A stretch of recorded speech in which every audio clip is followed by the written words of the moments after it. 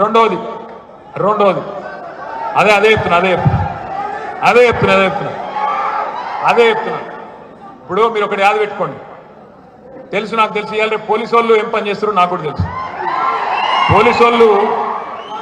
Police వాళ్ళు చేయాల్సిన పని చేస్తలేరు. పోలీసు వాళ్ళు ఇవాళ ఏం పని చేస్తున్నారా అంటే ఏ మండలంలో ఏ ఊర్లో ఏ టీఆర్ఎస్ పిల్లగాడు ఏం పోస్ట్ పెడుతున్నాడు వానికి ఫోన్ చేసి ఎట్లా బెదిరియాలి, ఏ సెక్షన్ల కింద కేసులు పెట్టాలి, ఎట్లా బెదిరించి గొంతు నొక్కాలి, ఇదే పనిలో ఉన్నారు. నాకు తెలుసు ఎంత నికృష్టంగా తయారైంది ఈ రాష్ట్రంలో పోలీస్ అంటే. మొన్న మా తమ్ముడు గెల్లు శ్రీనివాసు అదేవిధంగా తమ్ముడితోని కొంతమంది విద్యార్థి సోదరులు మరి నా మీద ఎవడో అడ్డంగా గిట్లనే ఈ స్లాటర్ హౌస్ ఓడు అడ్డంగా ఇష్టం ఉన్నట్టు పెడితే నేను ఎక్కడో ఉన్న వేరే దేశంలో నాకు తెలియని కూడా తెలియదు. ఆడ ఏం పెట్టిండు నేను చూడడం కూడా చూడలే, చూసి నెత్తి కూడా ఖరాబ్ చేసుకోలే. వీళ్ళు చూసిండ్రు, ఆవేశపడ్డరు, పోయి కొద్దిగా నిరసన చెప్తే వీళ్ళని తీసుకుపోయి జైల్లో పెట్టాలి అర్జెంటుగా అని చెప్పి కోషిష్ చేసింది. సరే మన టీఆర్ఎస్ లీగల్ సెల్ ఉన్నది, బ్రహ్మాండంగా పనిచేస్తున్నది, ఏ ఒక్కలను కూడా జైల్లోకి పోనీయకుండా ఆ రోజు మొత్తం అందరినీ కూడా కాపాడే ప్రయత్నం బలంగా చేసింది. అయితే ఎంత ఘోరం అంటే సరే గెల్లుసీని జైలుకు పోలేదు, ఒక 4 తమ్ముళ్ళు జైలుకు పోయినరు, వాళ్ళు పాపం కొంత ఇబ్బంది పడ్డారు 15-16 రోజులు, కానీ వాళ్ళని కూడా మన లీగల్ సెల్లే బయటికి తెచ్చింది. ఎంత ఘోరంగా ఉన్నది తెలంగాణలో పోలీస్ వ్యవస్థ అంటే. గెల్లు శ్రీనివాస్ ఇక్కడ అరెస్ట్ అయి పోలీస్ స్టేషన్లో ఉన్నాడు. ఆయన ఇంటికి పోలీసు వాళ్ళు పోతారు. ఆయన భార్య శ్వేత, ఆ అమ్మాయి ఇంట్లో ఉంటే ఆ అమ్మాయిని పోయి ఫోన్ ఇవ్వండి నేను సెర్చ్ చేస్తున్నామన్నారు. ఆ అమ్మాయి కూడా చదువుకున్న అమ్మాయి కాబట్టి నిలదీసింది. ఏ సెక్షన్ కింద అడుగుతున్నావు ఫోను, ఎందుకు ఇవ్వాలి ఫోను, నేను ఇయ్యపో అన్నారు. ఇయ్యపో అంటే ఆ అమ్మాయి మీద కేసు పెట్టి 3 రోజులు తిప్పుతా ఉన్నారు. ఏం కేసు పెట్టింది ఎరికేనా? శ్వేత మీద అటెంప్ట్ టు మర్డర్ కేసు పెట్టింది. Attempt to murder. ఫోన్ ఇయ్య అంటే ఇంట్లో ఉన్న అమ్మాయి, ఆమె రోడ్డు మీదకి రాలే, ఎవరిని ఏమి అనలే, ఎవరిని కొట్టలే, చెంప మీదకి వెళ్ళి కొట్టలే, కనీసం గీరను కూడా గీరలే. Attempt to murder case. నేను అడుగుతా ఉన్నా ఈ రాష్ట్ర డీజీపీని, ఈ రాష్ట్ర హోంమంత్రిని, మెడకాయ మీద తలకాయ ఉండే పని చేస్తుండ్రా? మెదడుల బుర్ర ఉందా? అన్నం తింటుర్రా, గడ్డి తింటుర్రా అని అడుగుతున్నా ఈ రాష్ట్ర పోలీసులు. ఏం ఎట్లా పెడతారండి నాకు అర్థం కాదు. ఒక ఆడకూతురు మీద, ఇంట్లో ఉండే ఆడకూతురు మీద అటెంప్ట్ మర్డర్ కేసు పెడతారా? మీకు అసలు మెదడు ఉందా అని అడుగుతున్నా ఈ రాష్ట్ర పోలీసులకు. చదువుకున్నారా? ఇష్టం ఉన్నట్టు రేవంత్ రెడ్డి బానిసల్లాగా, కట్టు బానిసల్లాగా ప్రవర్తిస్తారా? అట్లాగే ఒక తమ్ముడు సోషల్ మీడియాలో యాక్టివ్గా ఉంటాడు, నల్లబాలు అనే పేరుతో, శశిధర్ గౌడ్ ఆ పిల్లగాడి పేరు. ఆ పిల్లగాడు ఒక పోస్టుకు రీట్వీట్ కొట్టిండు. 20 రోజులు జైలు పంపించింది రేవంత్ రెడ్డి ప్రభుత్వం. నేను రాహుల్ గాంధీని అడుగుతున్నా, ఏ త్వరలో దాగున్నావు రాహుల్ గాంధీ, ఆలోచించుకో. బయటనేమో దేశమంతా రాజ్యాంగం పట్టుకొని తిరుగుతున్నాడు, మొహబ్బత్ కి దుకాన్ అని. నేను అడుగుతున్నా రాహుల్ గాంధీ గారు, ఇదేనా నీ మొహబ్బత్ కి దుకాన్? ఇంట్లో ఉన్న ఆడబిడ్డ మీద అటెంప్ట్ మర్డర్ పెట్టడమేనా మొహబ్బత్ కి దుకాన్? ఒక రీట్వీట్ కొడితే ఒక పిల్లగాడి మీద కేసు పెట్టి 20 రోజులు జైలుకు పంపడమేనా మొహబ్బత్ కి దుకాన్? దమ్ము లేదా? ప్రజాస్వామ్యంలో ప్రతిపక్షాలు సంధిస్తున్న ప్రశ్నలకు సమాధానం చెప్పే సత్తా లేదా నీ ముఖ్యమంత్రికి, నీ మంత్రివర్గానికి? ముంగటికొచ్చి చర్చ కూర్చునే దమ్ము లేదా? అసెంబ్లీలో మేము సంధిస్తున్న ప్రశ్నలకు జవాబు చెప్పే సత్తా లేదా? భయమైతుందా? మా జగదీష్ రెడ్డి గారిని అసెంబ్లీ నుండి మాట్లాడి గట్టిగా దబాయిస్తున్నాడని చెప్పి సస్పెండ్ చేసిండ్రు మొత్తం సెషన్ మొత్తం. ఇదేనా నీ మొహబ్బత్ కి దుకాణం నేను అడుగుతా ఉన్నా. దయచేసి మిమ్మల్ని నేను ఒకటే కోరుతా ఉన్నా, ఎక్కువ టైం ఏం లేదు. అనుకుంటే 3 ఏళ్ళు, కానీ ఆఖరి సంవత్సరం మొత్తం ఎలక్షనే ఉంటుంది. అంటే నికరంగా మిగిలింది 2 ఏళ్ళు. వీళ్ళ ఆట అంతా ఇంక 2 ఏళ్ళు. ఎవడెవడైతే పోలీసోడు అధికారి ఎక్కువ తక్కువ ఎగురుతుండో వాళ్ళకి నేను ఒక్కటే చెప్తున్నా, గుర్తుపెట్టుకోండి, అధికారం ఎవరికి శాశ్వతం కాదు. మీరు ఇవాళ రేవంత్ రెడ్డికి కట్టు బానిసల్లాగా ఎవరైతే వ్యవహరిస్తున్నారో ఆ అధికారులకు మాత్రమే నేను చెప్తా ఉన్నా, ఒక్కొక్కడి పేరు రాసి పెట్టుకోండి. తప్పకుండా 3 ఏళ్ల తర్వాత ఎవరేమన్నా వచ్చేది కేసీఆర్ ప్రభుత్వమే. ముమ్మాటికి అన్ని లెక్కలు సెటిల్ చేసే బాధ్యత మాది, మిత్తితో సహా ఇచ్చే బాధ్యత కూడా మాది. మీరు అనుమానం పెట్టుకోవద్దు. దయచేసి నేను మిమ్మల్ని ఒకటే కొడతా ఉన్నా, ప్రజాస్వామ్యంలో మనం ప్రశ్నించడం బంద్ చేస్తే, ప్రజాస్వామ్యంలో మనం మాట్లాడడం బంద్ చేస్తే బాగుండు అని అధికార పక్షం అనుకుంటుంది. వాళ్ళ అరాచకాలను, వాళ్ళ కుంభకోణాలను బయట పెడితే అధికార పక్షం గడగడలాడుతుంది. మూసీలో 1.5 కోట్ల కుంభకోణం బయట పెడితే రేవంత్ రెడ్డికి లాగు దడిసిపోయింది, భయమైంది. వామ్మో మా మీద పడ్డారని చెప్పి తెల్లారే మా మీద ఉల్టా కేసులు. ఫార్ములా ఈ కేసు, కాళేశ్వరం కమిషను, విద్యుత్ మీద కమిషను, ఇదొక డ్రామా. కానీ మూసి ఆగిందా లేదా? 1,50,000 కోట్ల కుంభకోణాన్ని మన పార్టీ బయటపెట్టినాకనే, ప్రశ్నించినాకనే ఇలా ఆగే పరిస్థితి వచ్చింది.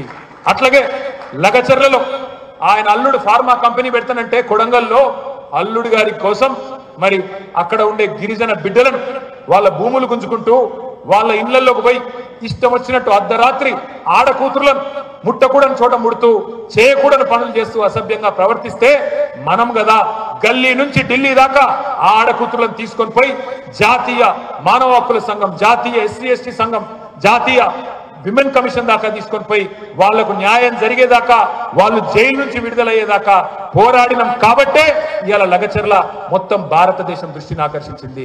అట్లాగే కంచె గచ్చిబౌలి భూముల విషయంలో హైదరాబాద్ సెంట్రల్ యూనివర్సిటీ విద్యార్థులు వీరోచితంగా పోరాటం చేస్తేనే కదా, విద్యార్థి శక్తికే కదా ఈ ప్రభుత్వం చేసిన లుచ్చా పని భారతదేశం మొత్తం తెలిసింది. అందుకే గుర్తుపెట్టుకోండి, ప్రశ్నిస్తే పోరాడితే పోయేదేమీ లేదు, బానిస సంఖ్యలు తప్ప అన్న మహాకవి మాటను గుర్తు తెచ్చుకోమని చెప్పి నేను కోరుతా ఉన్నా. మా దృష్టిలో, మా అందరి దృష్టిలో మీ అందరినీ కోరేది ఒకటే, బీఆర్ఎస్వి అంటే విద్యార్థి విభాగం మాత్రమే కాదు, తెలంగాణ హక్కులను కాపాడి యుద్ధంలో ఫ్రంట్ లైన్ లో ఉండే ఫైట్ చేసే పోరాట వీరులు మీరు. మీకు అండగా, మీకు అనుక్షణం కంటికి రెప్పలాగా మిమ్మల్ని కాపాడుకోవడానికి మన లీగల్ సెల్ 24 గంటలు మీకు అందుబాటులో ఉంటుంది. ఎక్కడ ఏ అక్రమ కేసైనా మన హైదరాబాద్ లో కానీ జిల్లా కేంద్రాల్లో కానీ న్యాయవాదుల బృందాలు ఉన్నాయి, మిమ్మల్ని కంటికి రెప్పలా కాపాడుకుంటాయి. ఎవ్వరూ భయపడాల్సిన అవసరం లేదని చెప్పి కూడా నేను కోరుతా ఉన్నా. మిమ్మల్ని మనస్ఫూర్తిగా నేను రిక్వెస్ట్ చేసేది ఒకటే, భవిష్యత్ నేతలు కూడా మీరే, భవిష్యత్ రాజకీయం మీది, భవిష్యత్ నేతలు మీరు. మొన్ననే జగదీశ్ నాకు 60 నిండింది, నాకు నిన్ననే 49 నిండింది. కాబట్టి భవిష్యత్తు మీది. ఇప్పుడు ఎవరైతే నాయకులు నడుం బిగిస్తారో, ఎవరైతే నాయకులు ముందుకొస్తారో, మరి ఎవరైతే విద్యార్థి వీరులు ప్రజా సమస్యల మీద గట్టిగా గలమెత్తుతారో వాళ్ళే రేపటి రోజున తెలంగాణ తలరాత మార్చే నాయకులుగా, తలరాత రాసే నాయకులుగా ఎదుగుతారు. ముఖ్యంగా మహిళా రిజర్వేషన్ వస్తున్నది, మీ అందరికీ తెలుసు. 3వ వంతు సీట్లు మా ఆడబిడ్డలకే రాబోతా ఉన్నాయి. ఎవరైతే గట్టిగా కొట్లాడతారో, ఎవరైతే గట్టిగా విజృంభిస్తారో రేపటి రోజున పార్టీ కూడా మిమ్మల్నే గుర్తిస్తుంది, మిమ్మల్నే ఎత్తుకుంటుంది, మీకే సీట్లు ఇస్తుంది అనే మాట కూడా నేను ఇస్తా ఉన్నా. దయచేసి గట్టిగా మగవాళ్ళ కంటే ఇంకో 2 అడుగులు ఎక్కువ గట్టిగా కొట్టాడాలని చెప్పి కూడా మా చెల్లెమ్మలను నేను మనస్ఫూర్తిగా కోరుతా ఉన్నా. అట్లాగే ఇంకొక పని కూడా చేయబోతా ఉన్నాం. లీగల్ సెల్ బాగా పనిచేస్తుంది, కానీ మీకు కూడా లీగల్ విషయాలు కూడా తెలియాలి. కొంతమంది మిత్రులు నన్ను అడుగుతూ ఉంటారు, అన్న పోలీసు వాళ్ళు పట్టుకొని ఫోన్ గుంజుకున్నారంటారు. మీరు ఫోన్ ఇవ్వాల్సిన అవసరం లేదు, అది సుప్రీంకోర్టులోనే ఉన్నది మ్యాటర్. ఇటువంటి చిన్న చిన్న విషయాలు మీకు కూడా తెలియాలి. అందుకే మన లీగల్ సెల్ ద్వారా జిల్లాల వారీగా మళ్ళీ మీకు లీగల్ గా కూడా ఏమేమి మీకు రక్షణ ఉంది ఇవన్నీ కూడా మీకు చెబుతూ జిల్లాల వారీగా విద్యార్థి శిక్షణా శిబిరాల్లో న్యాయ సలహాలు కూడా మీకు అందిస్తాం. ఎవరు భయపడవద్దని చెప్పి కూడా మళ్ళొక్కసారి హృదయపూర్వకంగా నేను కోరుతా ఉన్నా. అట్లాగే మరి నేను ఇంకొక మాట కూడా మీ అందరినీ కోరుతా ఉన్నా. వాళ్ళ కేసీఆర్ గారు తన ప్రాణాన్ని ఫనంగా పెట్టి సావు నోట్లో తలబెట్టి తెలంగాణ తెచ్చిన విషయం మనకు తెలుసు.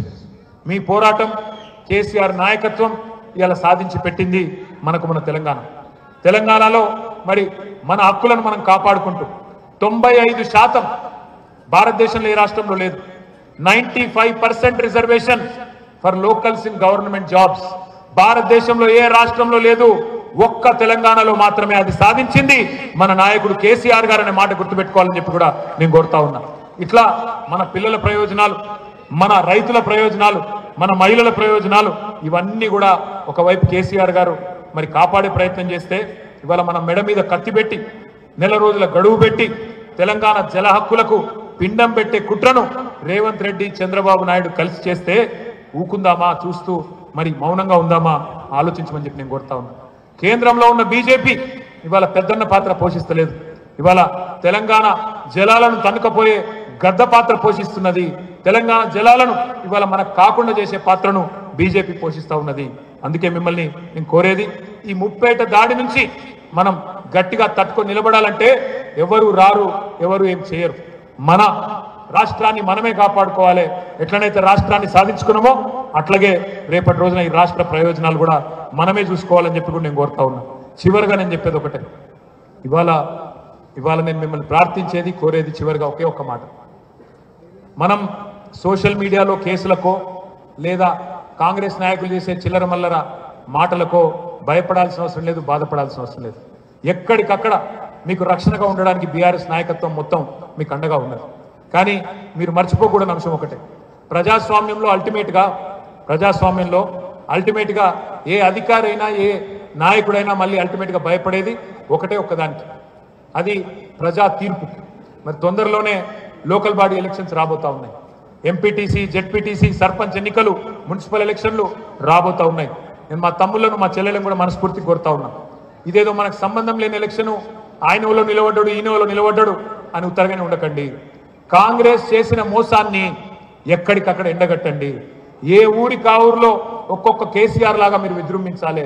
ఏ ఊరి కావురు ఎవరు కారు గుర్తు మీద నిలబడితే ఆయనే ఒక కేసీఆర్ అనుకొని బ్రహ్మాండంగా వారి గెలుపు కోసం పనిచేయాల్సిన బాధ్యత విద్యార్థి విభాగం మీద కూడా ఉన్నది. బనకచర్ల కుట్రలను ఎండగడుతూనే, గోదావరి నీళ్ళని ఎత్తుకుపోయే కుట్రలు ఎండగడుతూనే, మరొక వైపు మన మీద జరుగుతున్న దాడిని ఎదుర్కొంటూనే ఈ స్థానిక సంస్థల ఎన్నికల్లో కూడా అద్భుతంగా పనిచేసి విద్యార్థి విభాగం తరఫున కూడా మన శక్తిని పార్టీకి అందించాలని కోరుతూ, తొందరలో మా తమ్ముడు గెలుపు కూడా ఇప్పుడు దగ్గర మనోడికి కూడా 40 ఏళ్ళు వచ్చినాయి. తొందరలో విద్యార్థి విభాగానికి కూడా కొత్త అధ్యక్షుడిని, ఒక చాకు లాంటి యువకుడిని లేదా యువతిని తొందరలోనే నియమించుకుందాం. కొత్త కార్యవర్గాన్ని వేసుకుందాం, తమ్ముడికి ప్రమోషన్ ఇచ్చుకుందాం. అట్లాగే మీ దానిలోంచే అద్భుతమైన పోరాట పటిమ ఉన్న కొత్త తరాన్ని తయారు చేసుకుందాం. భవిష్యత్ తెలంగాణ మీది, బంగారు తెలంగాణ నిర్మాతలు మీరు, కేసీఆర్ సైనికులు మీరు అనే మాట మీకు గుర్తు చేస్తూ మళ్ళొకసారి ఓపికగా పొద్దు నుంచి ఇప్పటిదాకా ఉన్నందుకు మీ అందరికీ ధన్యవాదాలు తెలియజేస్తూ, జై తెలంగాణ, జై తెలంగాణ. Thank you.